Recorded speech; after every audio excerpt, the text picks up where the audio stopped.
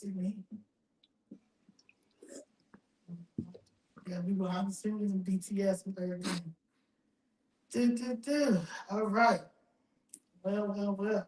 Hello, everyone. Hello, everybody. This is Famous Friday, and it's Famous Friday at 4:30 p.m. Central Time because we have a special Famous Friday. I think you are our first governor candidate who let us interview you. So shout out to that, Mr. Mendrick. So I'm gonna read your bio. I'm probably gonna read it a couple of times waiting for people to come in, but I know you're busy, so I want to keep it going. James Mendrick is the sheriff of DuPage County, Illinois, first elected in 2018 and re-elected in 2022 after nearly 30 years in law enforcement. As sheriff, he's focused on public safety, rehabilitation programs, and community partnerships. In 2025, Sheriff Mendrick announced his candidacy for governor of Illinois in 2026 election. 2026 election, choosing not to run for a third time as sheriff. He made the announcement via social media and public interviews saying he wants to address rising crime, fiscal issues, and policy decisions from Springfield he believes have weakened public safety. Mendrick positions himself as a Republican outsider candidate focused on restoring law and order, defending families and communities, fiscal responsibility, lower taxes, and government accountability, improving education and workforce opportunities. He has roots in DuPage County, attended Downers Grove South High School, and lives there with his wife Cindy and their two sons. In the 2026 Republican primary field, Mendrick is one of the declared candidates seeking the party's nomination for governor. So, yes. Thank you want to say anything before we go on? Would you like to? Oh, sure. So I guess just for me, who I am, it's funny how you never know where you're going to go. I'm a very godly man. I make my decisions based on what God would want me to do. And that's because I've been taught a lot of life's lessons and ended up in places I never thought I would be. Never wanted to be the police. I was an artist, a sculptor, ceramics instructor, photography, literature. I wanted to write books, and I wanted to do advertising and art. I graduated from Lincoln College with a degree for art, and then computer graphics came along. CGI changed everything, and I'm not a computer programmer. So my dad was a police chief in Oak Park. He convinced me to apply to police places while I was waiting for that art job to land. And the police job came a lot faster. In 1996, I got hired at the DuPage County Sheriff's Office. And in April, I'm going to have my 30-year anniversary. So I ended up having a lot of success in the police realm. But I'll be honest, when I started, I was a patrolman, arresting people for criminality every day. And I did believe that we were going to be able to arrest our way out of it, arrest the problem, put them in jail, punishment. I did that for about 5 years, and then I got promoted and put in charge of our detective division, where I mostly handle financial crime. So, for me, when I look at a budget, I'm not looking for, way to, cut a little here or cut a little. I'm more of like, I would consider a forensic auditor, where I'm looking for problems with the budget. And if there's a problem, who did it? And then there's consequences in our world. When you investigate a financial crime, whether it's, overseas couriers, dealing drugs, drug money, cartels, billionaires embezzling, financial crimes, retail theft rings, all that kind of stuff is what I did for about 6.5 years. And, after that, I was the auditor for my own agency. They call that the accreditation manager, where I basically had to hold my agency up to about 1,200 standards that they had to comply with every 3-year period of time before I got audited by an outside entity. I got us 100% compliance during that role. And then I got promoted to chief. And for 12 years, and I encapsulate the 12 years with chief and sheriff combined, I have run an $80 million budget, 504 person headcount. 300 contractors, chief negotiator for all contractual and arbitrated award issues. I know government business. I've had to deal with a lot of different things and emergencies in government. We went through the pandemic, which for us, just so you know, we went through a pandemic in law enforcement every 3 years for the last 20 years, almost the entire career line. We've had the bird flu, H1N1, the swine flu, we've had Ebola, we've had meningitis. Even if you look at COVID, if you find a 15-year-old, aerosol bottle, it'll say protects you from the coronavirus, because these viruses have been happening forever. How we handled COVID was an anomaly. I think a government created an anomaly where we tried to make a virus into more of a political statement. But I'm telling you, we used real science when that happened. And I have the biggest correctional, well, I shouldn't say that. I have the only correctional facility in DuPage County. And we were the only correctional facility that didn't contract any outbreaks of COVID for a couple of years until Omicron came, where it was lower symptom and more infectious. But we used simple science. We knew that the masks weren't real because we're part of a viral component team too, weapons of mass destruction and all that. Without a N95 or better, with a cartridge and a clean shaven face to make a seal and go through the smoke and bitters tests, the masks are it's almost like false telling somebody they're going to be safe. You're not. A mask is not going to keep you safe. So when we realized we weren't getting real science, we did it the right way. So what we did was we used our, part of what I do in my jail is job training. We use our sanitation teams that are being trained in sanitation by College of DuPage to clean the jail and keep it. I'll take the Pepsi challenge against any other jail. We are the cleanest. We are very clean. We also externally vented our air through our HVAC system. I have 17 negative pressure cells that we externally vented. And then we had an incubation floor that anyone new to the environment would come in for 15 days on that floor before touching population. That's real science. And that's how we stopped getting a virus that everybody else did in a 600-person indoor environment with 300 people that come in and out every day. We did that, and we're the only ones to be able to say that.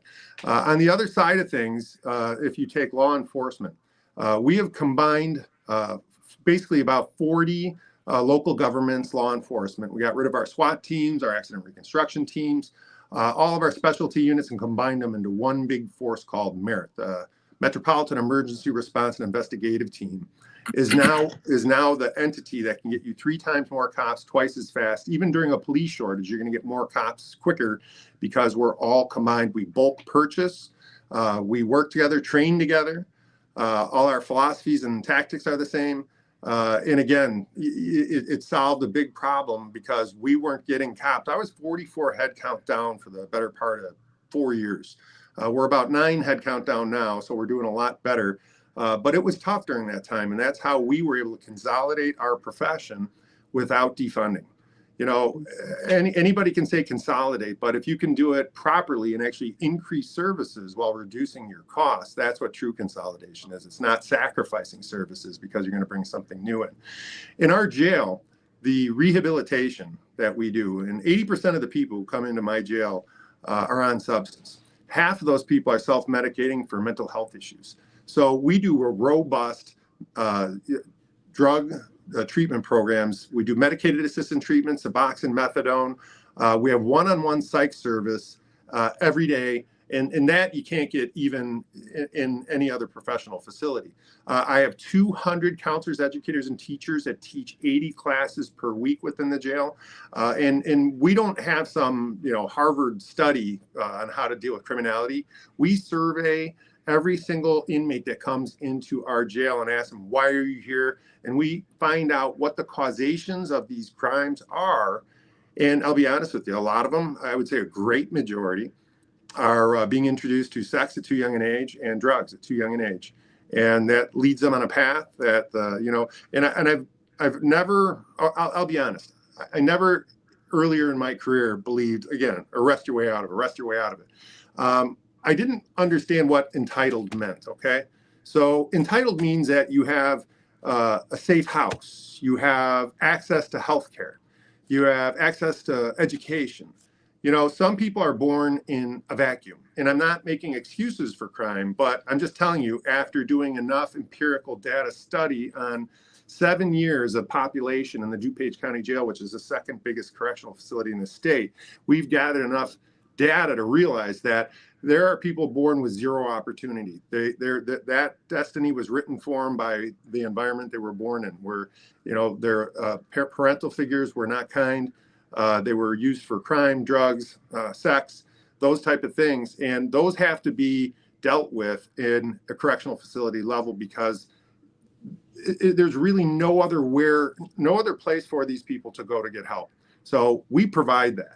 And what we have learned is that by noticing everybody's like a fingerprint, everybody's going to need a different type of detoxification. Everybody's going to need different mental health issues. Everybody's going to need a different set of counseling classes and all that. And, you know, half the people that come in can't read or write. So we also have GED equivalency and high school certifications, all done by College of DuPage. What I did was I let College of DuPage build a satellite in my jail. So my correctional facility is a satellite of College of DuPage. And the bonus for that is it's their school, it's their curriculum, their teachers. They pay for everything and supply education to the people within my jail now for 7 years. College of DuPage is the very best college that I've ever dealt with. They have brought so much to the table. We are creating welders, tilers, drywallers. We're starting we have this guy called Larry the Barber from Chicago is about to start a barber school in my jail in a couple of weeks. We're going to start a third type of welding. We have truck driving. We know a guy who was a felon, and you know, and that's what people don't understand. They're like, "Oh, you're a sheriff. Why are you dealing with felons?" Well, the felons a lot of times are people who made a mistake. They corrected themselves and they got this felony on them, but then they go out to be a big business owner. Like this one guy we work with he was a felon. He had a fatal car accident, but now he owns a trucking company with 250 trucks, and he'll take any of our people and give them jobs. He's trying to make things right in his life too. And now he's a multimillionaire who owns a big trucking company. But it's these people who have been previously incarcerated. And I'll tell you, if you look, there are 3.3 million people in Illinois who have been incarcerated. Okay, so that's a large portion, you know, of a 13 million population. So you have to understand, this is where we can actually do something that's not been done before. For every dollar we spend on rehabilitation services, it saves 19 in incarceration costs. It's very expensive to warehouse human beings. Both the merit concept of police and the concept for correction and reform and turning it into a non-punitive environment, correcting behavior and turning your criminal population into your working population can be replicated across all 102 counties in this state. And both of them save mass amounts of money. All right. You know, as you know, I started this fight because of the corruption in the city of Chicago, and I've been going down to in Cook County. I've been going down to, you know, city council meetings, speaking out, committee meetings, speaking out. And recently I was at a committee meeting on Tuesday, and it was a group of people from DuPage County. They were speaking about all the corruption in DuPage County, from the sheriff's departments to the judges. And that's, I mean, it's a group, and they kept saying that they reached out to you. So what about that? Like, one is Jackie Page, as you know, Jackie Page. It was a guy by the name of Gregory. It was two other people there. Another lady, her and her son. And they've been trying to get help, and they said that they cannot get any help from you. Well, Jackie is a specific. I don't know who the other people were. Jackie, we had somebody that was hired that had talked to her about a case she had. And, you know, all I was told was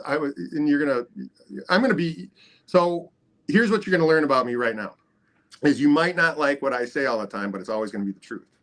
Okay. So let's precursor to that. So I get a call from somebody who was working on our IT stuff. He was somebody that we hired to work IT. And he said, hey, come to this office. It was my attorney's office. Meet us at the office, and I guarantee a endorsement from Chicago Flips Red. And of course, I'm running for governor. I'm like, that would be great. So I show up at an office, and Jackie's there with this guy that we hired and my attorney and another person. And basically, it was told to me that if I help her with some kind of court case, I'd get your endorsement. And it's like, you know, I'm still a police officer, right? I'm still a sheriff. So I can't make deals like that as much as the allure of the endorsement was there. So what I said is, you know, the proper avenue would be to go through the state's attorney. I think she was looking, I think they thought that there was like a way for my lawyer to assist them in their case, but that would have been a very expensive process because the case basically has to get redone then. So I suggested that, you know, if you want, I could try to help and get you have a complaint delivered to the state's attorney. And then after that, she had gone to the state's attorney on her own. I guess there was a conflict with the state's attorney because I saw a part of that video, and the person she was naming was one of Bob Berlin's employees, the state's attorney. She was referring to that person as a policeman mistakenly. But what she did was when she went to make her complaint to the state's attorney's office, she got in some kind of disagreement with them. I don't know the specifics. But when they tell the sheriff to make a complaint against the state's attorney, you got to understand the state's attorney is my legal lawyer, right? So there is a conflict there. So we refer all of those complaints to the state's attorney. I'll have to go to the AG. Whether she pursued that or not, I don't know. But it's not my place when somebody gets in a conflict with my attorney to now do a complaint against my attorney. So that's just not how the legal world works. So I don't know how I could have better helped her. I know she seemed upset. I thought I saw another gentleman on the video that was somebody, and I don't want to mistake, but I didn't think his name was Gregory. I thought it was somebody else, and maybe I'm wrong. Was it George? It was George. It started with a G. Yeah, George. So George, okay, we never knew before. Something. Oh, okay. Yeah. Because you know how we're just bringing this because you know how they're telling this and talking about this to Tony Pratt. Yeah. So, and at the county board hearing, meeting. So, yeah. And they said they're going to keep coming up there. So, sure. And the other gentleman, you know, I don't know him. His accusations to me are baseless. All I know is, and it, you know, I believe it is FOIAble. You guys can FOIA it.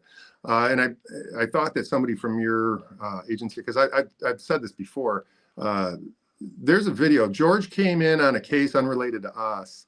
And when he was at the magnetometer, he reached over the magnetometer. I don't know what the exchange was because you couldn't hear it, but I saw the video where he reached over the magnetometer and struck a deputy in the face with a case that he was holding. And since he got arrested for that, he's had a vendetta for us. So I can't say any more to that than that. I mean, there's been no contact between he and I in any way, and the only link that would bind us together in any way, shape, or form would be that incident in my courthouse. And I will tell you, I watched the video for what he did. He did not get any return punches. They just brought him down to the ground, handcuffed him, and took him to jail. I thought the use of force was actually very good on that case. And hey, I want to just put it out there too. You know, I have the second biggest patrol function in DuPage County. I haven't had one use of force complaint from a citizen on a patrol deputy in 7 years. I mean, we are the leaders of de-escalation. So, I mean, we're not out there picking fights with people. We're not out there being rough. We're not saying bad words. I was very insulted about the racial slur thing that he had projected too, because I don't have any idea where that lunacy came from, but it's not true. Okay. It was another lady too. I just can't think of her name. It was her and her son. But I get to that. What about this was a question that because like I said, I'm an open book. I had got arrested at White House. And the time I got arrested at the White House, you had just came over to when I was doing Red Hour in DuPage, and that's when you announced, you know, you were running and gave us a couple of things that you were running off of, running on. And I remember that week that I got arrested, there was something that came out in the news about an $11 million lawsuit that DuPage had to pay out because of the wrongful death. And I understand that you're the sheriff and you're not, you're dealing with a whole bunch of people, but that's just like if somebody gets, dies in Cook County, they sue Tom Dodd, even though Tom Dodd is the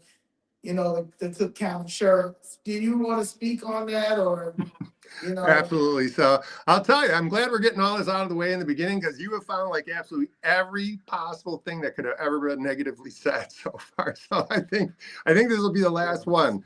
Yeah. So here it is. We get people, and this is what people don't realize. People die in hospitals all the time. There's never a word about it. We get people in the worst shape of their lives. We get people who have, been drug addicts, people who've been abused, people are injured. We get people in very rough matters that their health is not good, and this person was no different. She was intent to not eat and all that kind of stuff. So back, I believe that the incident where she passed was in June. In April, when we get people like this, we flag them and we call DHS, Department of Health and Human Services, and we say this person is beyond what we have the capacity to do. Because while we have medical in a jail, we don't have what a hospital has. We don't have everything a hospital has. So what we do is we notify DHS, say, hey, this person needs to be picked up, and they're supposed to pick them up. They have a 60-day maximum that they're supposed to pick them up. And what happened was we were ignored. So just full disclosure here, this happened during COVID too, because since we didn't have all the COVID outbreaks, I got stuck with a lot of prisoners from IDOC, and they were costing me, tens of thousands of dollars a month to hold somebody else's prisoners. So we had to sue for that back then there. So this is not a new approach that we can't get the pickups from. Oh, and who's in charge of Oh, it's JB Pritzker. He's in charge of that. So they waited 67 days. They didn't pick her up. We told them that this was going to happen, that she was deteriorating. They didn't pick her up. I mean, that puts us in quite a position, where we're trying to do the right thing. We're notifying the authorities that we're supposed to. We're not a hospital. We know that. I will say, and I take full responsibility for anything that happens on my ship, whether I'm directly responsible or not. But yeah, on my staff, I think there was a nurse that probably could have said, hey, maybe this person should just be put in the hospital and put it on CDH until DHS wakes up. Maybe that would have been a solution. I don't know. But, based on that one decision for one of our nurses that, didn't think that hospital was necessary at that time, we got sued. And again, I hate to say all this stuff on air, it puts me in quite a position, but at the time, our risk manager got fired too, because he didn't have the insurance documents sent in for that year. So we really couldn't fight a lawsuit that we didn't know what the sum would be if we fought it without having our insurance premiums the proper way. So, I mean, that complicated things too. So none of these things are my fault though. I mean, these are things that I had no control over. Yeah. I'm Jessica Jackson. I don't know if you remember meeting me or not, but at any rate, we're going to take the conversation in a different direction. Because I hear everything that you're talking about doing with the penal system and the jail system, and of course that's a good thing, because that's a population of people that we don't want to be forgotten. And we do want their lives to be rehabilitated as much as possible, and that's for sure. So I want to commend you on the work that you said that you're doing in the prisons. But you're talking about running for the governor of Illinois. And we know that the majority of people in Illinois, well, in the world, let alone in Illinois, do not go to jail. So there's a big population of people that your platform has to reach. So when you met me, my conversation with you was regarding issues of real estate and the issue that Black people's property is being stolen from Cook County and Chicago city officials. We looked at paperwork, we had different conversations regarding that, and I really thought that we were on a path to look at that. Now I understand that maybe at the time when we met, there were we're gonna say inward situations with Chicago Flips Red, and organizations have difficult times. I'm sure we can both agree with that. However, the issue of property and real estate, that's not personality.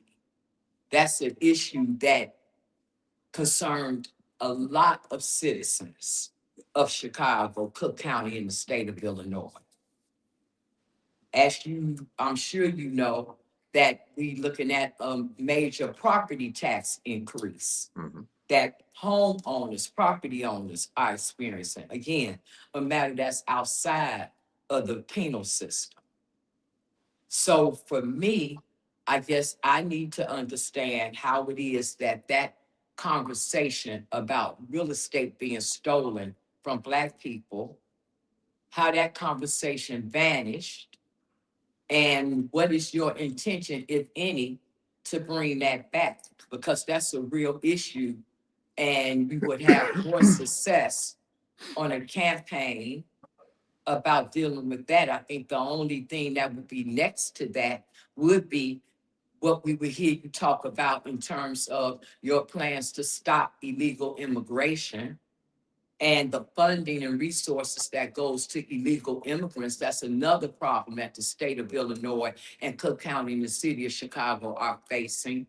And a vast majority of your citizens, of the citizens and potential voters want to know, where is your stance with that? You've made your position very clear about what your intentions are for the penal system and your work that you've done there. So I think that my question is probably twofold. What happened So, in terms of why you dropped the ball with the information that you were supposed to get for me regarding looking into the issue of real estate properties being stolen in Black communities? And then also, what is your plan about illegal immigration and the stopping of illegal immigration for Cook County and Chicago and the state of Illinois citizens? okay, so the first one, the land. Now, trust me, when we spoke about this, I took it seriously, and I've looked into this quite a bit. And I did correspond with you and sent you some helpful articles I know that No, I you found since didn't. you did thank me No, for. you did not. But we don't have to go back and Well, forth with it. No, you did not. But we don't have to go back and forth about it. I just wanted okay. to know what happened, but you did not send me further anything. I sent you an article that goes over all of this, and that you did think I can get. No, you You did want me to send? not. Maybe you sent, well, we'll put it this way. Maybe you, by mistakenly, maybe sent it to someone else's phone number, but no, you did not. Okay. And I Well, was very disturbed by that, and I wouldn't have had, let me make this clear. I wouldn't have had any reason whatsoever to ignore any information that you would have given me that would have been helpful for that, because as me and you discussed, this is a very serious situation as it pertains to me personally and the benefit of Black Chicagoans or Black citizens in Cook County at large. So there's no way that you can convince me that I got information from you regarding that and I didn't pay attention to it. okay. Well, let me So let you know what I've looked into since then. And I'm telling you, the problem is I don't have the authority or power as a DuPage County sheriff to influence or change or really assist in any way with the case that you're dealing through probate issues with Chicago, because what they're doing there is much larger scale than just one home. It's lots of homes. So what the property taxes are being created for is to pressure more people into probate. You miss a payment, they're going to start trying to take your house away. Out here by me, it's eminent domain. If they want to put a shoulder on a roadway, I have a neighbor that's not 3 blocks from my house where they're going to take a portion of his property because they want to put a shoulder on a roadway. They've done the same thing called a regressive estate tax for farms. So what they're doing here, they're doing this to everybody. They're after land, and this is all part, and I'm not being an alarmist, get that out of everyone's heads right away, but this is very broad strokes towards socialism. They're leasing land, the government is leasing land. They have found multitude of different ways to take property from business owners, to regulate and fine and put money on people that they can't pay. No one is going to be able to pay $600 to $900 increase in property taxes a month. That's outrageous. But this is the methodology. So the problem that you're having is unsolvable in the current situation. If I could help you, I will help you. You know what? I even tell people, even if you hate me, I'll still help you. That's my job. I do everything I can to help every single person that asks me for help. If there's something I can do, I'll do it. But if there's not something I can do, I'm at least researching the topic so I'll be able to deal with them as the problem persists. And if I get elected, then I know what the problem is and I can solve it then. But without that button, as the sheriff of DuPage County, people a lot of times assume I have a lot more power than I really do. I can't just fix a probate case. And I you know, wasn't expecting, wait, let me make this clear. I wasn't expecting you to fix a probate case, okay? I was expecting you to follow through with what you said that you would follow through on. There's no way that what I was that? thought, there was no way that I thought that you were going to come up into a courtroom in Cook County and resolve my case. I had an attorney. If you recall, you and the attorney that you said that you had that was going to look into it was going to supposedly speak with my attorney so that my attorney could move forward in the way that he was moving forward. Okay, don't think for one moment that I don't understand jurisdiction. Well, I don't But I remember any do know request from that my you were a attorney. sheriff. So, like I said, I think it's very important for the audience to know what it is that you're going to do about the very large problem that you just said about things moving towards socialism and things like that, because it's not a good thing for people to hear that the stealing of property, be it through probate or any other way, is a quote unquote unsolvable problem. You know, So that's it's not, that's but you know what? You know how to solve it? It's actually the second part of your question. okay. It's the sanctuary state. So we're still 1.6 billion on the hook on sanctuary state medical cost. I think they spent 740 million, or spending. This is the last month of. Oh no, it's not. The fiscal year started again July 1. $740 million for, I believe that was housing and food. After the the budget passed for Illinois in July 1st, a month later, I believe another about 2 billion was added for college for illegal immigration. I don't know if you realize that we've lost 800,000 people from Illinois from the last census. In a 2023 tally, it's almost just like a census. It was estimated that we have 550,000 illegal immigrants in the state of Illinois, and How many you said? 550,000. That was in 2023. I would estimate that we're probably closer to 600 or 650 by now, because J.B. Pritzker's been pretty boisterous about inviting everybody in. Remember, you'll have to come through him to get to his people. While he calls illegal immigrants his people, I call you people, the people, the citizens of the state of Illinois are my people. You know, so any way you slice this up, I'm on your side. And what the expense of, you know, just like when we save all this money in the jail, you know why it saves so much money? because we're not housing people. You know how expensive it is to house, feed, medical, all that stuff for people? That's our most expensive cost. So of course, that's the biggest savings. Even, you know, we probably save $10 million a year for DuPage just in doing what we do with criminality. Just think if we did that in all 102. But now let's go back to the sanctuary state and look at, these are people that we're giving hotels, not the 3 squares a day. They're getting a credit card for food. They're getting education. 80%, I've been told, 80% of our ER visits are non-emergency. So we're clogging up our resources with medical, education.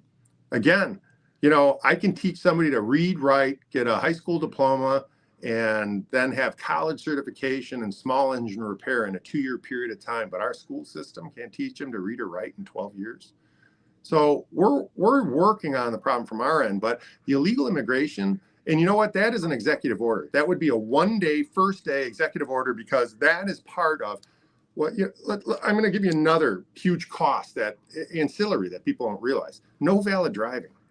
I cannot tell you how much since Joe Biden's 4 years of open borders that our no valids have gone up. But if you were to ask me, oh, how many illegal immigrants have you pulled over for no valid driving? I couldn't tell you, because the sanctuary state says I can't ask that question.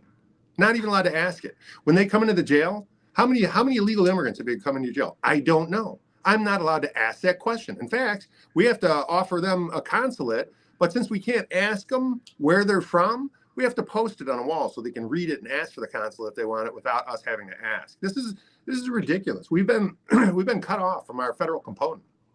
One call from a governor to Donald Trump and say, we want federal aid and assistance, and we're going to allow you into the jails. And let me tell you right now, it's all lies about the raids. The raids are not Trump raids. They're not Tom Homan raids. They're not federal government raids. They are J.B. Pritzker. They are Brandon Johnson raids.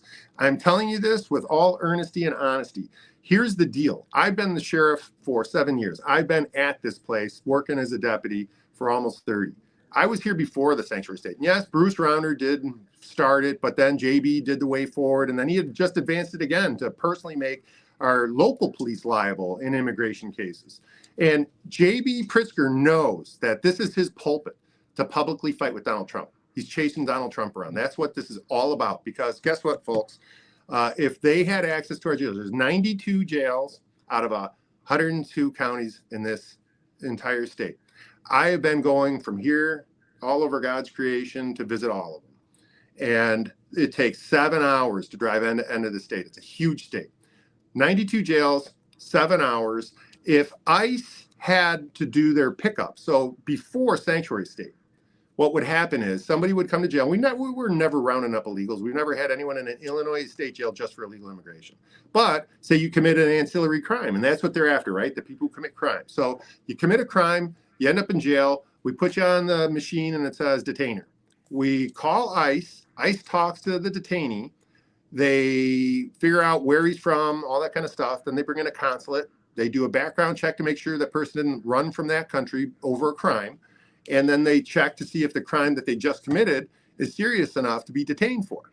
And then if they say yes, then we hold them for ICE. ICE comes, picks them up, and that's it. If we were to do that, when we call ICE, it's called an ICE hold, right? So as soon as you hit day 3, they got to pay for all of it. All those expenses I told, all the stuff, medical, I got to get reimbursed for all that after 3 days. So they got to come pick up their ICE holds within a week. That's their schedule. You know, they'll probably try to do it within their 3 days.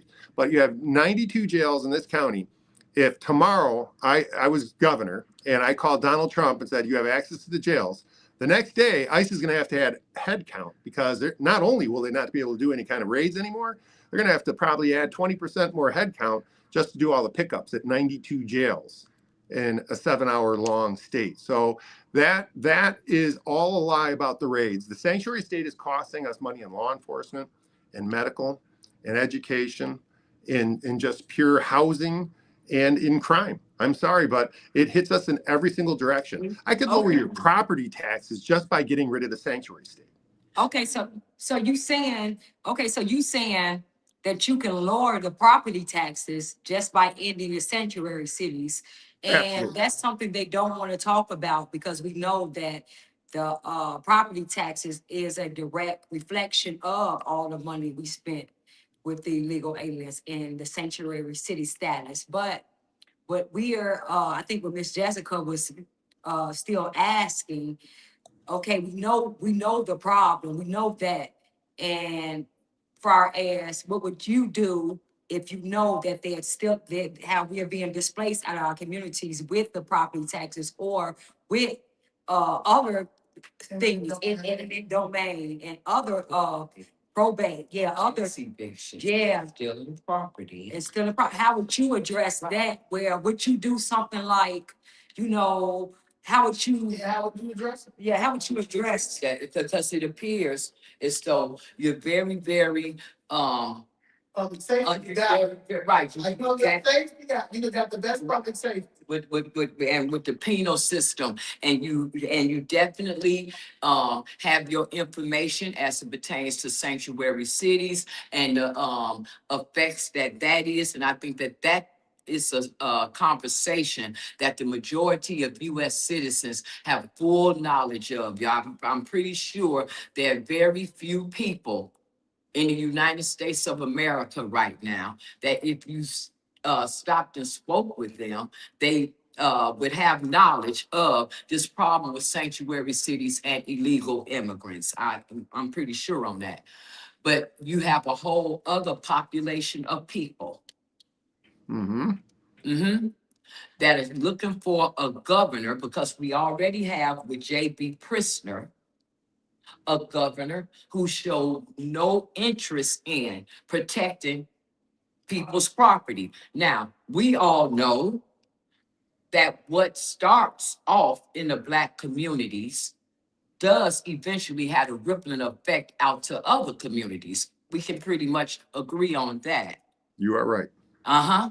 So one conversation I recall that you and I had, you said that you always knew about the injustices of Black people in Chicago, in society. You said, but it was not until you started talking to me about this thing with the property and seeing what was happening at Regal, at the Creator, where you realized the realness and how big the injustices against Black people are. So with that being said, I'm going to suggest to you that if you want citizens' votes at large, and if you want to be governor, you have to get Chicago. And the only way you're going to get Chicago is to get the Black vote. That's the only way. There's no way around. And the way that you get the Black vote is to show that you have a concern for our interests. It cannot be put up under the umbrella of everybody, because we look at people every day where their issues are not under the umbrella of everybody. You just gave an example. You have a population of inmates, right? By way of the penal system. And you recognize that that population of people have a different need, different task, needs different monies, different programs in order to fix that problem of the need for rehabilitation. You just said that. You just said that you understand that there's a population of people in this country or this city and county, whether we want them here or not, they're here. They're the illegals. And so we have to take certain steps, certain money, certain resources to deal with that population of people, the illegals, to get them out and to stop this sanctuary city. I'm suggesting that that same thought process go towards a group of people, which is the Black population, whose properties are getting stolen. And so I'm suggesting that you look at a plan as to how that can be dealt with. Because like you said, you're a sheriff, you're not a judge, but you are a sheriff. So you are familiar with the court system, and there's no way you don't know that there are a lot of corrupt judges. It's just no way you don't know that. And it's no way that you don't know that it's the civil court processes by which people's properties are being taken. So I want to know, It's the deeds that's being. right, all of that. So that would have to, Yeah, it because has to stop. It has to stop, so we gonna need to hear, and maybe you're gonna need more time to sit down and talk about that, research that, as to how it is that you're gonna tackle the issue of our properties being stolen, because it's no consolation to a citizen whose back is up against the wall, that's about to lose their property, that has been in this country, Cook County or the city, longer than these illegals that just came across this border a couple of years ago. Hey, And I they're want to about to explain to you guys, lose though, that property. I Yes. really would like to say one thing, because I think that you may understand it better than most. And I just want to connect a few dots for you, because I have taken this very seriously. I have looked into it, and I am telling you right now that all of this is happening. The reason homes and properties are being taken away, the reason all the regulation is happening. See, I don't think people understand the big lie. What the media will never tell you is that if they pressure people like you or me and we leave, they don't care. J.B. Pritzker did an interview a few months ago where he said, if you want to move out of Illinois. And I'm thinking, why would a governor possibly say that? So again, I'm an investigator. I do things that I investigate, because at the end of the day, for me, I get a warrant and charges and arrest people. But when I looked into all of this, what I found out that it looks like our normal citizens, our Illinois state citizens, are being pressured out of the state, and they don't care. Like I said, we lost 800,000 people at the last census. So they're obviously forcibly pushing the disagreeables out. But when you say, come here, come through me, and then they're getting all this free stuff, that's like a magnet. That's an immigration magnet. And that's why we have, at least in 2023, 550,000 in Illinois. But I think that's more now, because we're saturated. They're everywhere. And there's nowhere for them to go. They're driving everywhere. Again, they're driving the no valid driving way up. But we have such a problem here. And let me ask a reverse question. How do you pay for 550,000 people? Answer that. How do you pay for their benefits, Well, their I education? think There's no that way to most do it. people, You I don't think have, most so nobody does. people who are facing losing their home, see, again, I'm feeling like that this issue, No, because like, this is what we know. Black people, and I'm not putting it on you because you're just now coming into this arena. But what we do know is Black people's property has been being stolen from government and local municipalities for decades. and they're doing it to pay for the That's- illegal aliens. Okay, and They're taking I your know money, your that, property. and we're trying to find out how it is that it can be stopped, because you're right in terms of the issues of illegals has compounded every problem in society. For example, we already have a failing educational system. Now you put the illegals into it, it compounds that problem. Yes. Nobody can, all right? We already have a bad penal system. You put illegals in it, that compounds that problem. Yes. We already have a corrupt judicial system, especially here in the state of Illinois. You throw the issue of illegal immigration in there, like what we're seeing with these illegal judges, for the legal process, it compounds that problem. So again, I'm asking you to do your research on how it is that the problem in the Black communities, as it pertains to them stealing our real estate, which has been going on for decades. Your homework assignment, I guess we would call it, would be, what are you going to do about the fact that you're right? The issue with illegal immigration has what compounded that problem. So you have to deal with the fact that you have a lot of people who have properties that no, the issue, the thing is not being disagreeable. The thing is our properties are being illegally taken. That's not a disagreement. It's not a disagreement that my mother has a will. And just like I showed you the documentation where the public administrators are saying that she does not have a will. That's not being disagreeable. That's a judge, judicial system being corrupt. So I'm suggesting that you look at how an issue with real estate that's already a problem, with the issue of sanctuary cities being compounded on top of that, so that we're not pushed out of our communities. Because that's what we're not going to do. Now, there are some people that, for whatever reason, like you said, they will leave. But in it could be a plethora of reasons. They could have been planning on going after retirement anyway. They could have, the cold weather may not be good for their health anymore. It could be a plethora of reasons. But then you have other citizens like myself who don't intend to go anywhere.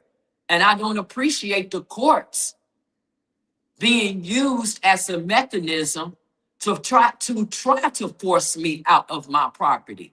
So I am looking for a governor who's going to put laws in place that's going to deal with some of these judges, the issue of judicial corruption, the issue of real estate theft. And I want that candidate to be as serious about saving our property as that candidate is serious about getting these illegals out.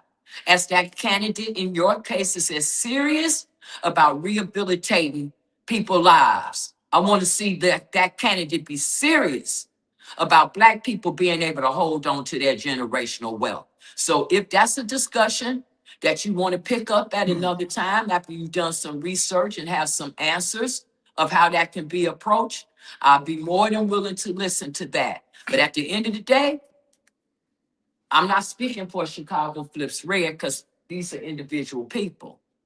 I'm saying there's absolutely no way anybody can win a governor's race if they're not willing to do what they need to do to get the Black vote out of Chicago. And one way to do that is to see that you are trying to protect our property, that you're not going to let them, as much as your power will allow you. I'm not suggesting that you'll be Superman, but as much as your power will allow you to put some legislation in place, to put some boundaries in place, to solve a problem that we know exists, and a problem that, in your words, illegal immigration only compounded and made even worse. So you can let me know when All right, you know, we gotta get decide. some other people asking questions. How will you get jobs back in Illinois? Do you plan on lowering, or how, so it's two, so how will you get jobs back to Illinois? And how do you plan on lowering tax? Well, all of that, again, is going to come through a myriad of different ways. So I don't know if you've seen, there's been a new FOIA battery on DFS about people without Social Security numbers getting Medicaid. I mean, the first report now is that there's 22,000 people with no Social Security numbers receiving benefits. They're saying that's about 11,000 a year. I mean, just the partial there is $220 million. And so far, DCFS has not answered the same FOIAs about Social Security number, Medicaid numbers either. So we're bleeding a lot of numbers through our benefit system. And again, I hate to say it, it keeps coming back to people who are here illegally. There's no Social Security numbers because we're giving these Medicaid benefits to people who are here illegally. So just like the motor fuel tax, so that's exclusively and solely for road repair, infrastructure repair, which would create jobs, which would get people working, construction, bridges, all that kind of stuff. It'd make our cities look better. It would create a lot of those attractions to come here in Illinois. But just recently, I think it was about 4 months ago, they swept over 300 million out of the account that says you can't sweep it. But what do they say? Well, it's not sweeping, it's interest. We can sweep interest. So if your interest is 300 million, that means you're not spending your capital, which means all the money to do what you're talking about is just being saved to create an interest account that can be swept legally, where you can get all that money out of an account by not spending. So they're not spending on infrastructure. And the reason all this stuff with the probate, the housing, all this stuff is happening, it's because of the pressure put onto us that we're shifting. It's a paradigm shift away from our own citizens to an illegal immigrant population. And that's just what's happening. So they have to pay for this. If I could take the pressure off by day one, saying no more sanctuary state, we're going to allow them access to the jail, every single person who commits a crime is going to be off the docket, off our docket that we're paying for. And again, we have 92 jails. And yes, I can't remember who said it, but the problems that we're having here in DuPage and in Chicago, I've been doing the rounds and going down south and west. Those problems are occurring down there now too. It's getting the same everywhere. The roads are a mess. The illegal immigration has gone to all the counties. They don't have anywhere else to be in Chicago, and it's cold. So human organisms have to go somewhere. So I do believe by eliminating the massive expense of the sanctuary state, because here's the other part of the sanctuary state that you have to understand. It's going to grow exponentially. He's still on TV. J.B. Pritzker is still on TV every week inviting more to come here. And if you don't think that siren's call is going to bring them all here, then you're just misinformed, because he's drawing them in as fast as he can. So this whole issue isn't going to go away. It's going to get much, much worse. So that has to be the first step. I could go over NGOs, non-government organizations, and I can show you where billions of dollars are being misappropriated without audits or FOIAs, and go into that's how we'll lower taxes. I can talk to you about pensions and doing portable 401ks on the front end and assimilating them into higher pension value pensions on the back end by buying pension credits into more solid pensions. I know all that stuff. I'm in government business. I've been doing this. What does JB know about any of it? He doesn't. Even my opponents, I don't have anybody who's been in government business managing an $80 million budget every single day. This is just what I do. So I'm telling you, I could boil it down. I can go over nickel and diamond on any little thing, but the big issue that's costing all the money is people. People cost more than anything. 550,000 people are what's eating our state right now. They're eating all of our resources. There's not going to be anything left if we try to pay for an ancillary population that we're lying down on our existing population. It's not going to work, and it never will. Okay, but let me ask you, okay, so they're asking about creating jobs. With that, so would you put something in place where we penalize these companies first if we have, okay, we know we have to incentivize more companies to come here, especially in Chicago and here, but would you put something in place where we will penalize companies who hire illegal aliens over the American citizens? Would that be something too as well, where the companies will be penalized for hiring illegal aliens over American citizens? So they would be required, all the jobs that we bring here, they would be required to have American citizens working for them. Would that be something, laws or executive order you would maybe do for these companies that hire illegal aliens over the American citizens? Yeah, 100%. 100%, or like yes. these landlords or things like that, because we know that HUD is coming down on them being in HUD homes and low income. So that's one of the ways we can. But like we said, to bring that American first agenda here, then we will have to start implementing laws that's going to hold these people who do hire them or who do house them over American citizens. We have to penalize them. So do you plan on doing anything like that? Yes, 100%. And that's part of why what we do in our correctional facility, one of the things that we're really cranking out is people who work on farms. We teach them small engine repair, outdoor horticulture, indoor hydroponics, and composting, because we are aware that a lot of these jobs, farmers are hiring the illegals. And we want them to take your rehabilitated American citizens. Those should be the people getting those farmer jobs. So we are working with that. But I think what you said needs to go a step further. So I can't remember which governor it was. As a female governor, she was did a stellar thing. There was a Chinese company that had control of all seed manufacturing in her state.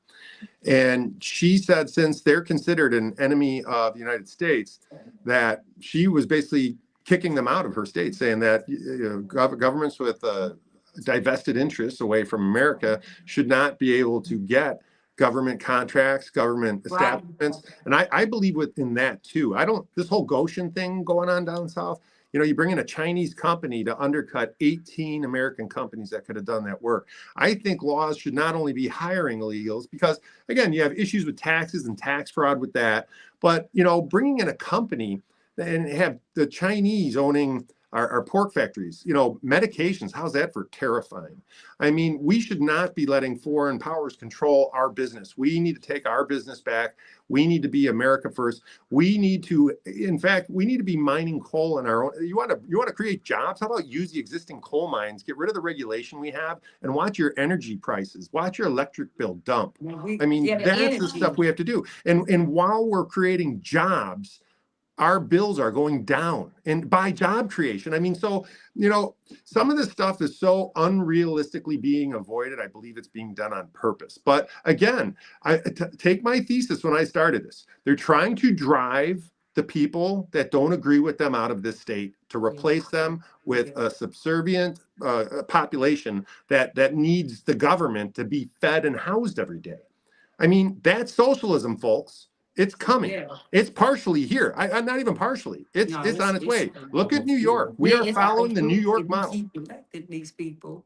I think, okay, so what about these, okay, right now, we're energy right now in Prisker, we know that we'll be paying 45% more for energy and for gas, with the gas and the energy.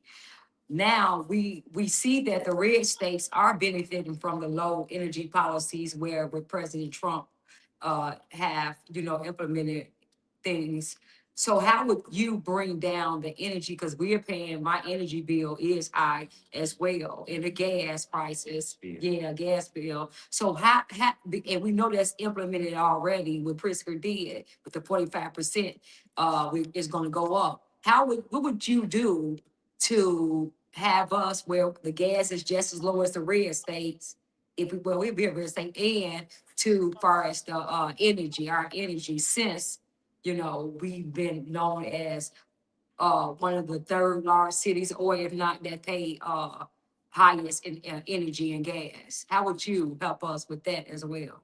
So when you're in this discussion, it all comes down to the using megawatts. And when you look at the failed turbines, and believe me, the money they're putting into these turbines that are failing, needing millions of dollars repair. The main reason for their dysfunction and when they need repairs, bird strikes hitting the blades. They're leaking oil into the ground. They're an environmental hazard. They produce almost nothing. Why are we putting all this energy? You have to look input versus output. Electric. It's not even 6% of our global usage. I mean, you can only put so much and divest so much of your resources into something that is not producing. It's going to be fossil fuels for the next 8 years until the nuclear option, and that is coming, and that is going to fix a lot of stuff. But those portable reactors aren't going to be ready for about 8 years. So there's no way we can change a model into one thing new and then change it again within an 8-year period of time. So we are going to have to rely on fossil fuels. And we have coal mines. We have so many resources, but we regulate the use of what we can do, but then we'll import from other places. Because here's the thing, here's the hypocrisy of this, is that we are going to regulate that we cannot use our own resources, but we are going to still consume the same amount of those resources, but we'll just import them in from somebody else. Like that cleans their hands, like Pontius Pilate. Just, it's not my fault, I'm using it from somebody else. No, come on, give me a break. We should be using our own fossil fuels, mining, and using those. We should be exporting. We should be using our own resources, dumping our energy bills and exporting. But there's another thing too. I can't find any notes on it now. I thought I had it somewhere, but we decoupled from the federal government tax base. So the federal government has been bringing taxes down. So by decoupling, we raised our cost of everything in Illinois up, and we're getting none of the benefits of being coupled with our federal components. And all that is a political pissing match. I hate to say it, that JB wants to give Trump a hard time, but that hurts us. By decoupling with the federal government, that hurts us. That's our taxes that could have been lowered in conjunction with the federal taxes. But instead, we're going to do it by ourselves because JB Pritzker doesn't like our president. which is, he's a great president. I hate to say it. You know, he is doing the business that I would hope a president did. And as governor, I would be able to work with somebody like, yeah, that'd be my dream. I mean, being able to make that call first day and saying, we need federal assistance, because we do here. Mhm. What do you think about coal and energy? Someone asks. Tolls, you mean 45 Coal, cents per axle? COALA. Oh, Or mhm. COAL. Coal. Coal. Sorry, I thought it was toll. That's another topic. Coal, I think coal is what we should be using. I mean, we have coal mines, and we have a lot of untapped resources because regulation has kept us away from our own resources for a long time. And like I said, I think that if we mined our own coal, we could bring our own electric bills down, but at the same time, we have a product to export to other people, and then we can make money off of that in a natural resource that we have here in Illinois. Mhm. I'm thinking, okay, so how important, can you tell the people how important it would be? Let's just say you get into the governorship, you're the governor. How important it would be for you to have somebody like a mayor to work with you to implement things far as the things we need, because we do understand business have left. And we are trying to bring business back, because initially and ultimately, what Miss Jessica is basically saying, I think you really need to take that in consideration, because right now you really can run on this and talk about this and have a plan for this, because so many people have received their property tax bill and they don't know how they're gonna pay it, and we're getting no help from these people here. So you really need to figure out something. But ultimately, we want to, how other red states are trying to figure out a way how to get rid of property taxes. But I think that, yeah, I think that could you tell people how important it would be to have a mayor and governor working together with each other to make that happen, far as if we incentivize businesses to come back and help with that? How would you do that, far as if they, if you had a governor and a mayor working together, how would that look, you as governor? Yeah, so you're speaking exactly my language here, because that's what we did with the merit. You know, police chiefs don't always agree with everything that the other towns do, and you know, you gotta look at it. Each police chief has a mayor, village manager, and they look at things all independently too. So having that cohesion, being able to negotiate, and that's what I'll be honest with you. I'm a conservative Republican sheriff in now a very blue county, but I do have to at least credit my Democrat, mostly Democrat county board, and the Republicans on it too. My county board has funded me properly and given me pretty much all the equipment necessary, because we do a good job, right? So if you're doing the right thing and you're asking for the right thing, the party lines kind of blur where no one's going to want to get in the way of success, right? So I think if you have a good policy, and we're looking to get rid of the sanctuary state, that Safety Act has to be modified greatly. I'm not talking about bringing cash bail back, but I mean, somebody should not be able to be arrested 72 times and then burn up a lady on a train. I mean, that's way off. That's just too far. So there are certain things that have to happen, and we're going to need cooperation. And I'm not looking to come in and be a jerk and fight with people and all that, because I know. So I'm going to give you an example, and then I am going to have to get off pretty soon, because I have another commitment that I'm going to have to go to. But I want to I just want to let you know, on my county board, at first they didn't want me to have tasers, right? They're like, no, that's a weapon. We're not funding more weapons for you guys and all that kind of stuff. And it went through 2 committees with my chiefs, shot down. I came in on the last committee where it was going to get dumped. It was 16-2 against.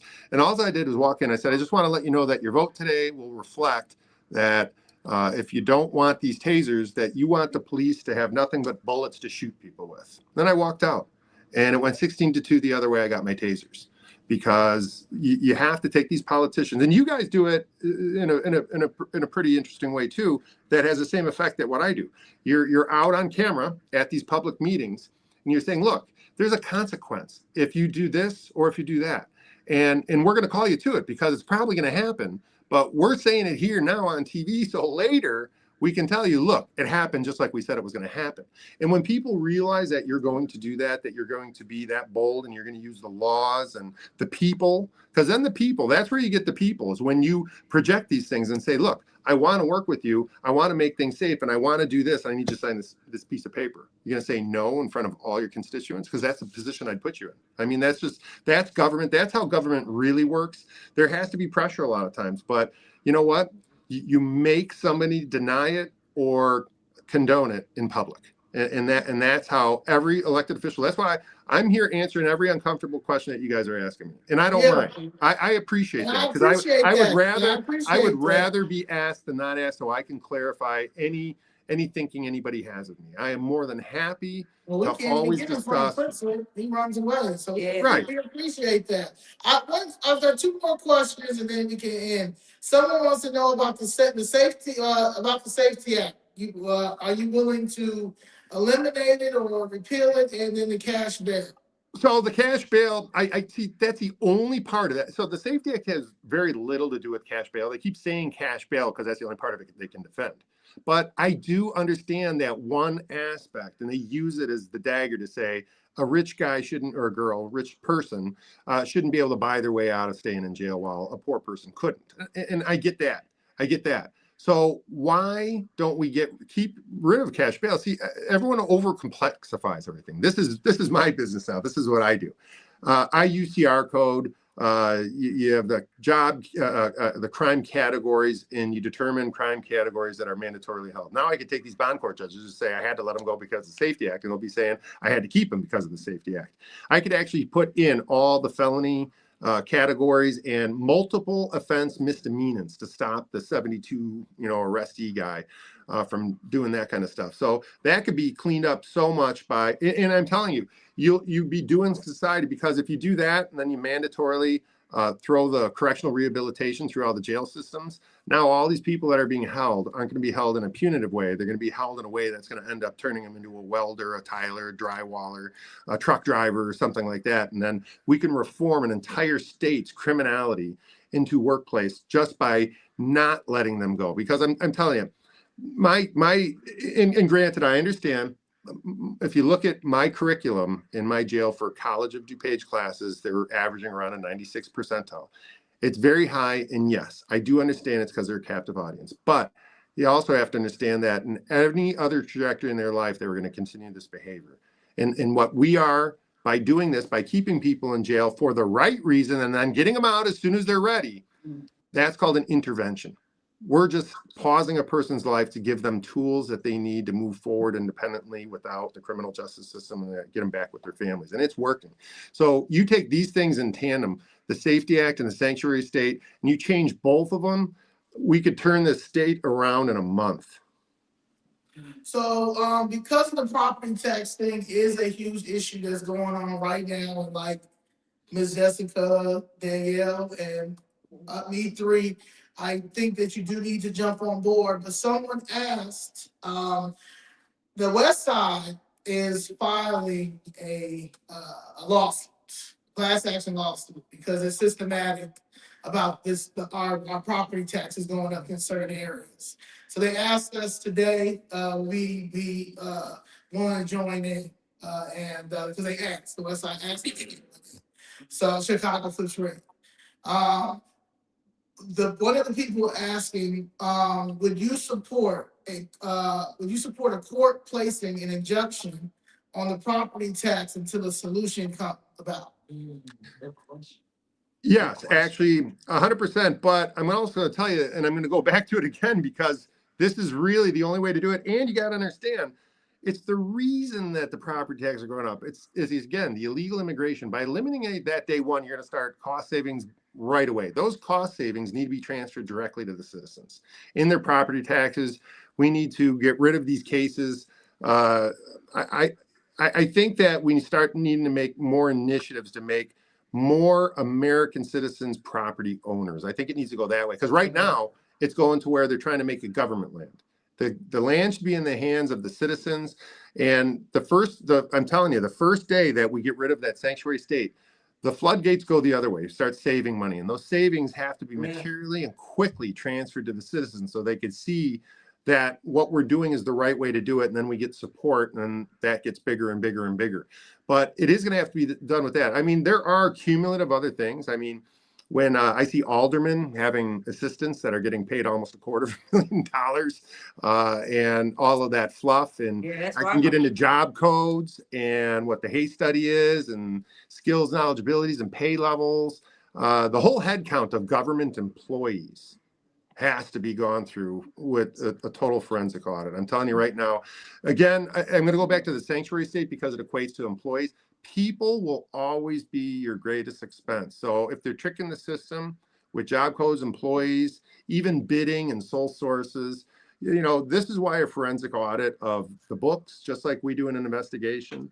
But I'm telling you right now, and when I retire next year as sheriff, I will still be a certified police officer 2 years. People are going to jail. If I become governor and I find all this embezzlement and illegal distribution of money, a felony starts at $300. People are going to go to jail for this. Yeah. Okay, good. Yeah, they need No, to. there ain't no if, it is. I have a personal question, and then we're gonna ask you a closing question, and then we're gonna end. My personal question is, well, my suggestion.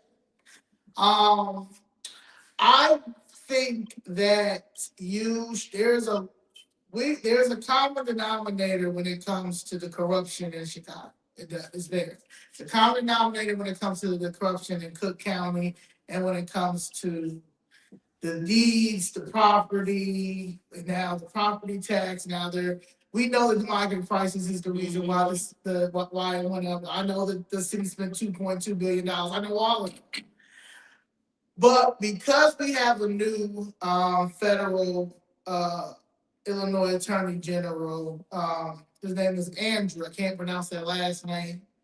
Boostro. Yeah.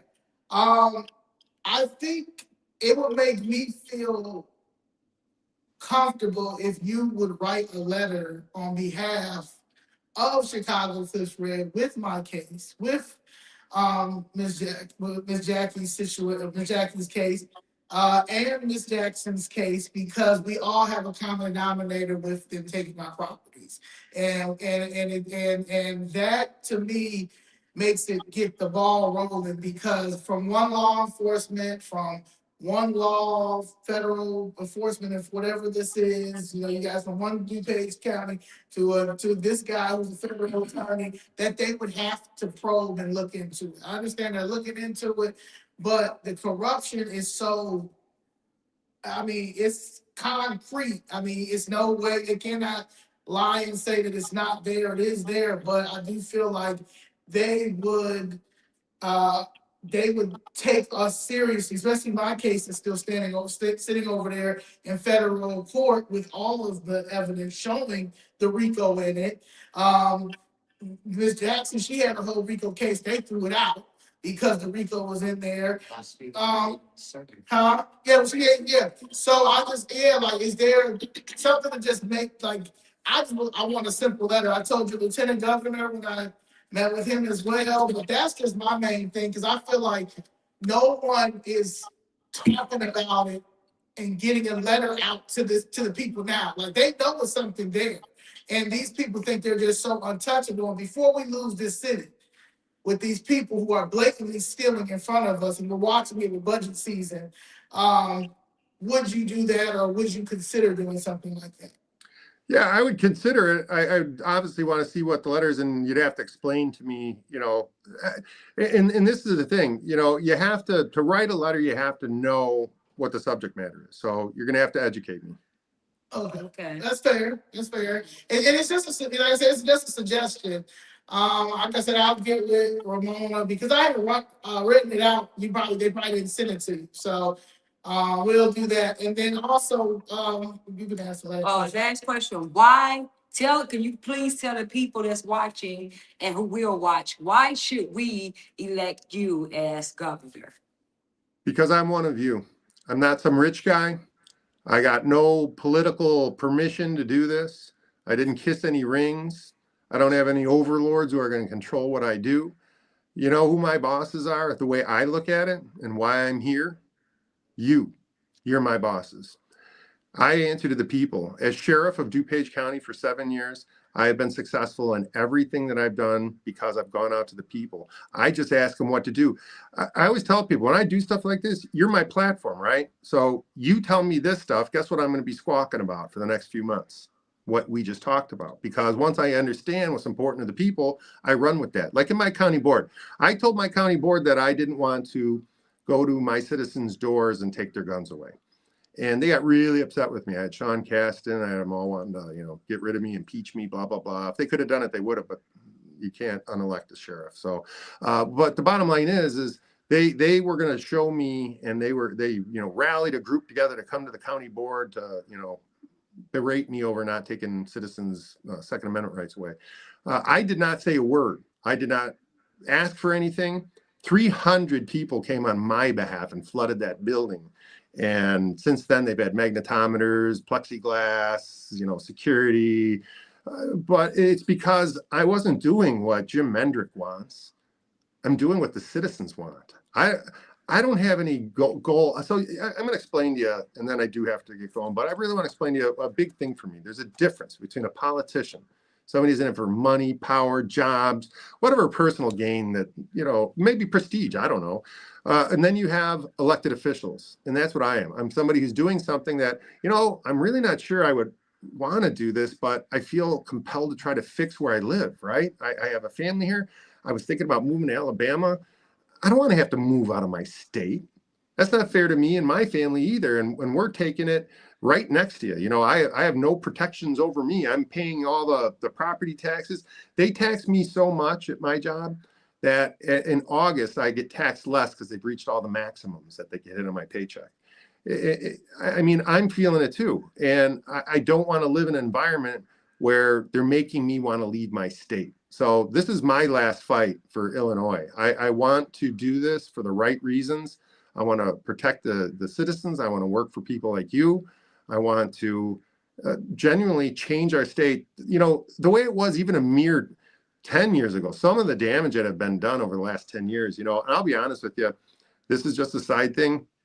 I am so against kids and sex stuff. I just don't believe that all this should be in our schools, that we should be imposing sexuality of any kind on children. That's for parents to discuss with their kids. I see in my correctional facility what early introduction of sex does to people. That's what causes so much criminality. I don't want this in my state anymore. Okay. And I heard word on the street ago that you would free Larry Hoover. Oh yeah, here's the thing. That's just this isn't a really complex thing. If the person who actually did the shooting has been out for 30 years, come on. It's an issue of fairness. I don't think that's consistent application of the law. Okay. So you guys, Well, thank you for taking this time with us. I appreciate you. Our first candidate for governor that took the time to sit down with us. So I appreciate Thank you, that. ladies. I Respect for appreciate that. it. And I'm gonna get you that information over because I do think that if that would be a start, and that would and I think that's what they're waiting for. They just need something. They need a white man to send them something. A sheriff would be great. Okay. All right. Guys, thank you. Thank you so much for your time. Thank you. Okay. You can leave. Okay. Yeah. Okay, guys. I just wanted to. We couldn't because he did tell us he was pressed for time before he did this, and we will have him back if he wanted to come back to once he look into the property and things like that, and really come back with something that he would do. Also, I just want you all to see and understand that what he was saying, especially with the immigration, he was right about once we in the sanctuary cities and stop paying all these billions of dollars, that would reverse things tremendously. He was definitely right because they don't want to talk about why our property taxes are up like this. They don't want to talk about all the money that they spent or it still is spending on illegal aliens. They don't want to talk about that. We are in these meetings and they refuse to bring the very thing that we're talking about: property taxes, stealing black people property, and other people property, and what drove this was this illegal alien spending and them stealing as well. But that's something that you must, when you all out there letting these white liberals fight ICE, when Miss Jessica just said, we don't see none of them standing with us. Now, this is the property tax. When we get those property tax bills and black people are out here screaming to the rooftop, it's just us. We're the white liberals that's fighting ICE and going to the detention center and blocking ICE cars and all that. Why they're not standing with us at this Cook County Sheriff office in the City Hall and Brandon Johnson? Why they not standing with us? Where they at, guys? This is things that directly affecting us, that we might be the next homeless, that we can't figure out how we're gonna keep our houses, where we're gonna go. This is right now that's affecting us. We don't see none of them standing with us, but they quick to fight ICE. Because you're getting paid. Listen, Boy, me. for illegals, but not for the citizens that they claim that Trump, oh, he's so racist. Trump is picking on the poor people. It's just the rich whites with they don't care about us. But where y'all at though? Because we really need people to stand with us on this, but we not. We're standing by ourselves like we always do. So y'all better wake up and understand what's really driving why you can't rent no apartments, what's driving the cost of the housing up, and what's driving everything up is because we are paying for our replacement. We are paying for people to come here and benefit and achieve the American dream while we don't, while we are losing it. So just understand what he was saying was totally right about all the things that's causing this high. But all these sanctuary cities that you see, that California, New York, us, who all these sanctuary cities, Boston, Yeah, boss. we're paying for, everything that you see that's up, right? Everything, the cost of living, everything is so high up. Minnesota, that's yeah, we're paying for that, guys. So they tell you about socialism and all that. That's not free. Taxing the rich and taxing the corporations. Trust me, it sounds good because you young, but when you have things in life, you're going to understand nothing is free. Yeah, it's a capitalist society. What's going to happen is it's going to always fall on us. It's going to always fall on the taxpayer. Whatever they say, it's never going to fall on them. We're going to always pay for socialism and communism. It's going to be us. So we're going to be poor and they're going to be richer. That's when you're going to start seeing the classism come to fruition. When you start implementing this socialism and this communist agenda, that's when you're going to start seeing the separation, because you're seeing it now. So keep playing with these people and letting them convince you that socialism is the way, and letting free and letting the government control everything. Keep playing with them, letting y'all want to fight for these illegals and have you feeling bad. Like we just was talking to one young lady, Miss Jackson said, they already got our mind. The fact that you even feeling sorry. Remember you said that you even feeling sorry For them. for For the situation. Instead of looking at how it's affecting you, instead of looking at that issue with them has nothing to do with you. That you would have a manipulation in your mind to care for that more than you care for yourself. You know, clearly, capitalism, as Black people, we know definitely the cons of it. Because capitalism was actually created by way of slavery. The fact that they had the years of free labor, which allowed them to make this upper rich class. But in all the struggles after that, right, it created the Civil Rights Act. It's like created the middle class because it made the government what was it, Title VII laws at that time that said that the government had to employ us, right? Coming out of the Civil Rights Act, right? So that's why so many of us for such a long period of time had government jobs, right? That created the middle class, Right. right? Other countries, now you got these people coming over here now, talking about they want socialism. But if socialism worked, they wouldn't be running from their country. Oh my God. A capitalist. It's just, oh my God, say it. Say it again. Say, I didn't think about it like that. It's hypocrisy. It's the hypocrisy of it all. If it worked, you wouldn't be running from it to come to what you know is the capitalist society. Because those other countries, right? The beef that they got with America is because they say the colonizers came over there and did this, that, and the third to their countries. Well, the colonizers, as they call it, came and did that to their country. Why? So America could be rich. Yep. So if you're so against the colonizers, so against capitalism, why are You you run running into it.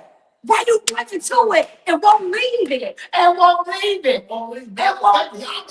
Dominating it, fighting the ICE people that's only trying to tell you to go back home to where you want to wed to the society, the type of society that you want to frame over here.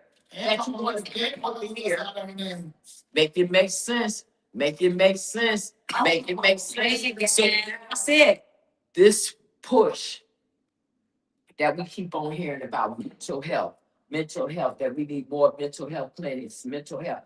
Yeah, we do, because we are invaded by a bunch of crazy people because they're running from what they say they don't want Mixed with our crazy. to come over here to us. Something ain't fixed yet.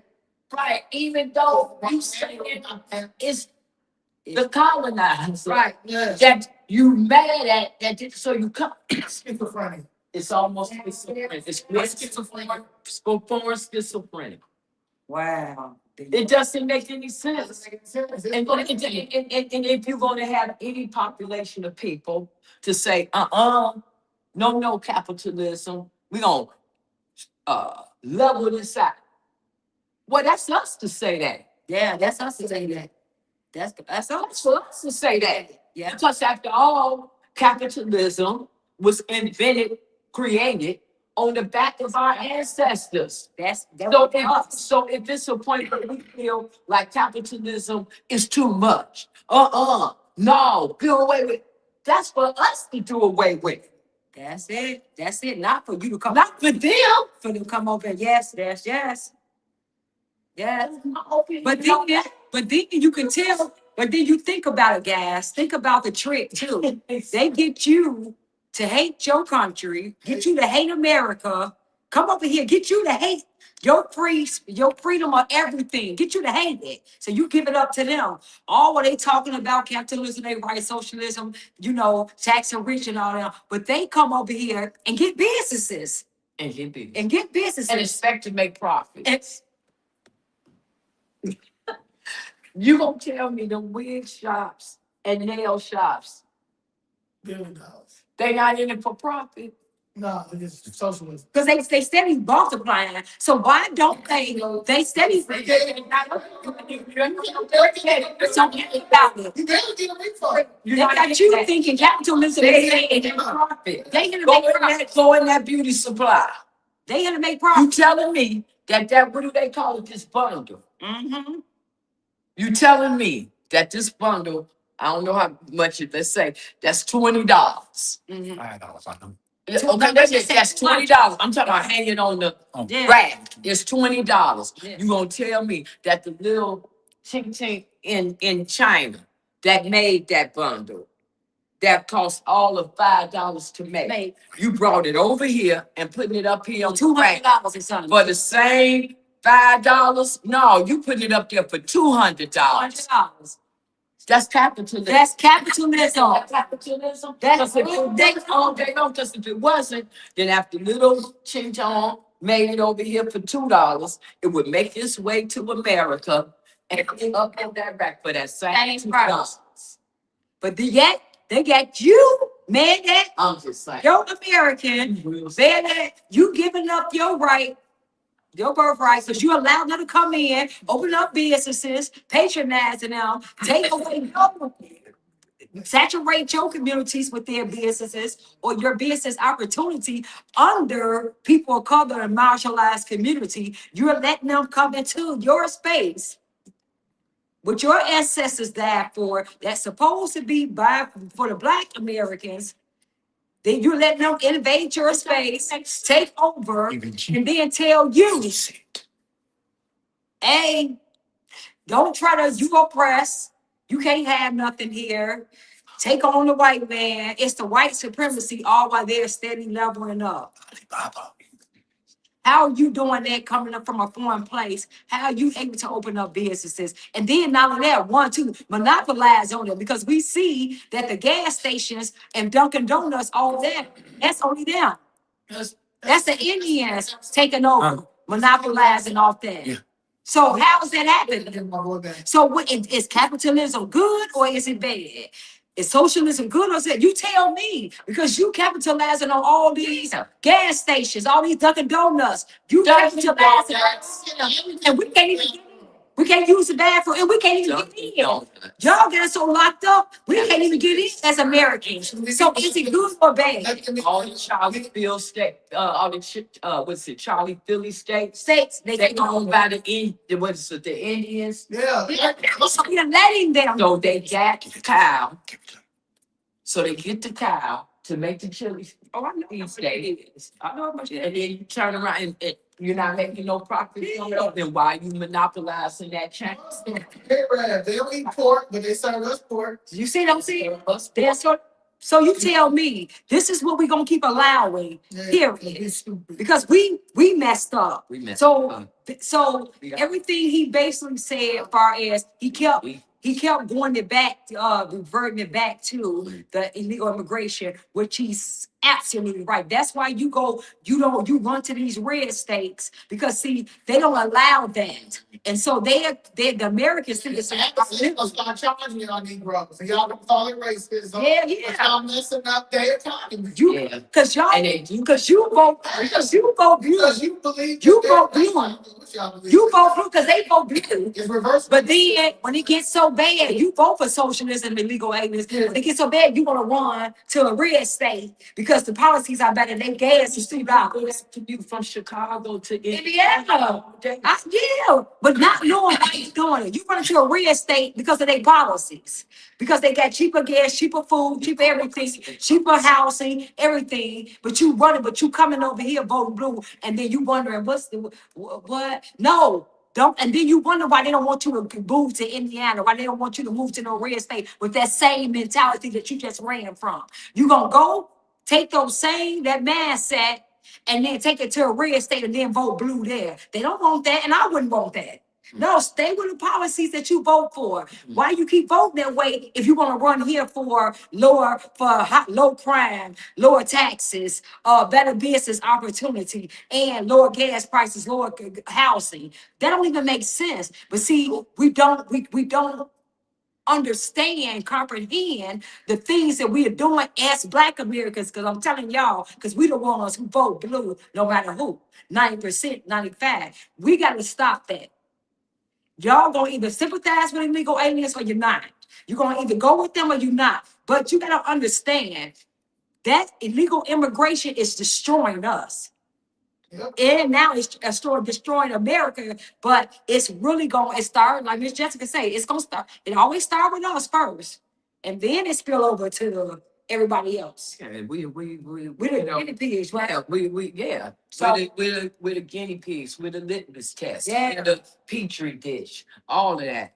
Okay. Now, Ray just wanted to clear something up. Mhm. I said the bundle was $2 to make over in little ching ching. No, it's 90 cents and 80 cents. So they make it for 90 cents or 80 cents and come over here and sell it Like 200. for $200. And then we'll have people down at City Hall in a mask talking about how corporate head tax needs to be taxed on the rich and pushing socialism. When they sit here right now, making that has to be 400% markup. 400% ripping you off. 90 cents for them to make it. 90, that's the highest one, because 80 cents is the lowest. And I'm over here paying $200 and more for this hair. Right. You just think about it. Thanks for the information, Ray. Good looking out. We want the audience to be educated. Thank you. So I guess, Ms. Jackie, and a couple of ones to come down here. I don't know if they still gonna come down here.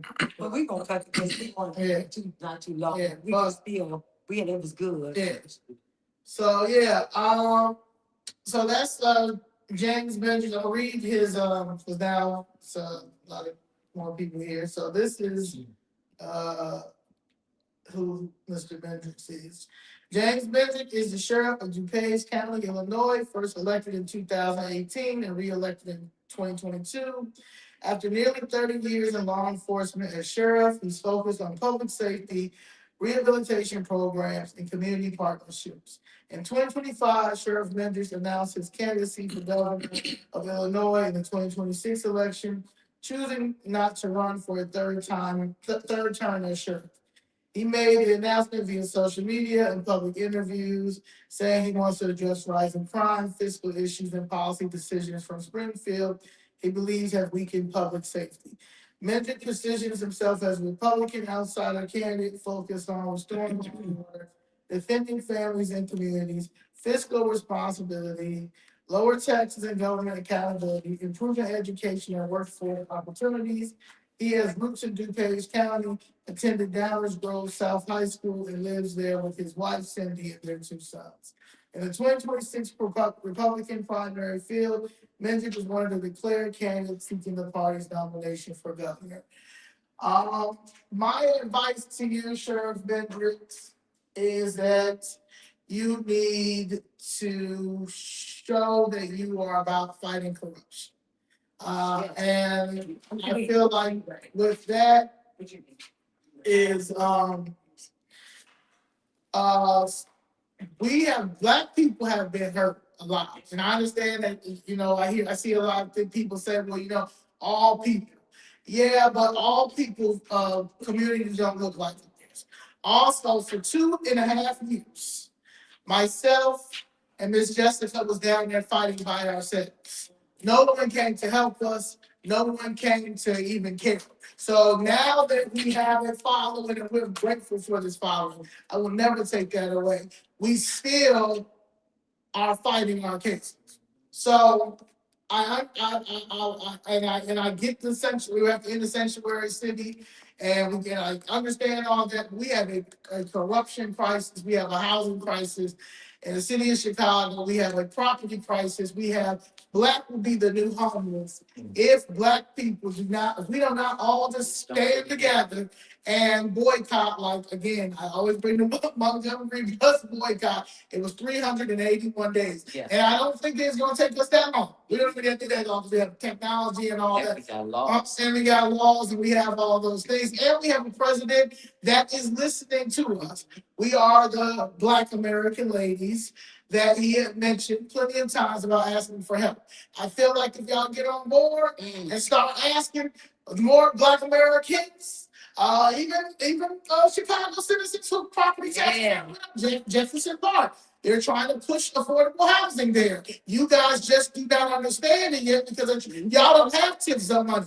But once the TIF money get up in there, well, as soon as that corrupt city council accepts affordable housing, TIF in y'all area, it's They're going to accept. yeah, it's over. Mella Hoppenworth right now, she's doing it. She's an SBK. She's a small business killer. She is killing small businesses in her ward for affordable housing. Yeah. So until we get some federal intervention, and we get a governor candidate that is not afraid Right. to stand on this hill and write this letter to Andrew Boisterous, to start and ask for an investigation. Like I said, we have 3 cases that you can start on. Myself, Ms. Jessica, and Ms. Jackson's case that I've seen the evidence myself. Like I said, I've seen it myself. So it's not a coincidence. It's not all that. I've seen it myself, all 3 people. Myself, all that. So that is what I'm saying. In order for you, any candidate, but for Mendrick, I feel like your public safety platform is impeccable. I feel like, and I get it, I understand the reform in prisons because that's the problem. They gotten away from that. New York used to do that. So I'm from upstate New York, and New York State has some of the best prison systems because of the reform. So I definitely agree with that. I think that it's great. I haven't heard anybody else talk like that. I'm grateful that you're willing to free Larry Hoover, because why is he even locked up? So I'm grateful for that. Sanctuary state. Crisis, deal with the legal aid. The crisis. You understand that manage and balance in your budget. Yeah. The $80 million budget that you have in the page under the sheriff. So I appreciate all. I'm glad that you're married. Glad that you've been married for a very long time. Glad that you have kids. So glad that you have the family dynamic, and that is great. I like DuPage County. DuPage County starting to go purple, but I do believe that if you concentrate on the biggest issue that we're dealing with in the city of Chicago on the south side and the west side is these properties, the property theft and the property taxes that keep going up because nobody wants to address the elephant in the room. The abandoned buildings, the abandoned buildings, how that affects, excuse me, the appraisal value of the property that we now own. I just had a conversation this morning with Alderman Greg Mitchell, my alderman, reiterating to him once again, clean that street up. Those buildings that are on that street that are abandoned, those property owners, the people who own those buildings, they don't take care of the lawns as they should. They let trash pile up on those, and then when the trash piles up in front of there and nobody's picking it up, the trash then blows all up and down the street. It's completely unfair. And the same small businesses. We got to bring businesses. We have food deserts. Where's the closest? Because you in South Shore. Where's the closest grocery store for you? And I do like the grocery store over there. I like it. It's just I just think what's the 75th? What's the street? You got a Jewels over there on 75th and Stony, and then on 71st across Jeffrey, you got that local market. Yeah, I like that. The local market. But they have. But I like it though. And they do it. I do like it. That's why that barbecue spot. Dominic's, yeah. But then between Stony all the way to Jeffrey, the only choices you got to eat now is the slab, talking about the barbecue spot you talk about, and Italian fiesta. Either one of them is no sit down. We need restaurants over there. We need businesses over there. We don't need it to end up looking like Watts, where you got all these shell 501c3 businesses over there, where they're supposed to be neighborhood workforce programs and stuff like that. And the only thing is people occupying the space. But you don't even never see people even coming in and out of them. They're just occupying space and getting money as a 501c3. I see Yancey just bought another one and put it there next door to the currency exchange. It's too much stuff like that going on. Right. And we need to tell our aldermen one thing if they looking for money, one thing to bring the littering laws back. Yeah, If people litter, it's fine for that. Don't let it be okay for everybody to know that they could throw their Harold's chicken bag out the window. Black Chicago. That they could throw their Harold chicken bags out the window I have seen it. You see it all the time. You see them cleaning this the street, to do the street cleaning. That doesn't come often enough at all. But when it does come, we're lucky if we can have that block clean for 15 minutes. If we could just see our street clean for 15 minutes. Yeah. And here comes somebody throwing some trash. Here comes somebody throwing trash. And it does come a lot by ways of people living in places that they're not paying for. Yeah. They're not buying them because they're not the property owners. And so many people are not paying full rent. And they don't care. That's it. Because we all know a man's heart is where his treasures lie. If you put your money into something, you have a completely different ideology about it, a completely different care about it. And that's what's happening in our neighborhoods. You got too many people that are not paying to live. And because of that, our aldermen have taken it upon themselves to say they don't have to care for that area because the people that live there don't care for it. And so, no, they don't push that street cleaning should come once a week. But they want field houses over there. All right, and they want to raise. They want to raise. Hey, wow. So, any last words for minutes before we close it out? No, I think everybody just said, you need to find something to address the property taxes and people and us being, home ownership. And protection of our property. Okay. And we will keep you posted on that letter, because that letter needs to be sent to Andrew. Who's gonna take a step? Huh? I say, yeah, who's gonna take a step? Who's gonna take a step? And then when they take the step, guess what, guys? We can stand next to them. Yeah, We can stand beside them. Yeah. Yeah. Like a press conference, we'll talk about this. See, we need people Yeah. who That's gonna the do only the way it's things. gonna stop. We can stand up Only way. and talk about what's going on. And you'd be surprised what's going, far as when we've got these property taxes, it's not gonna be hard It's not to to have a lot of people standing with you. So, it's just like we break. They said if you're caught littering in DuPage County, you'll get arrested. See, we need that. Yeah, we need something to that avail. I mean, I know it used to be littering laws. And it would be just like you used to go in places and they had the signs that said we reserve the right to refuse service.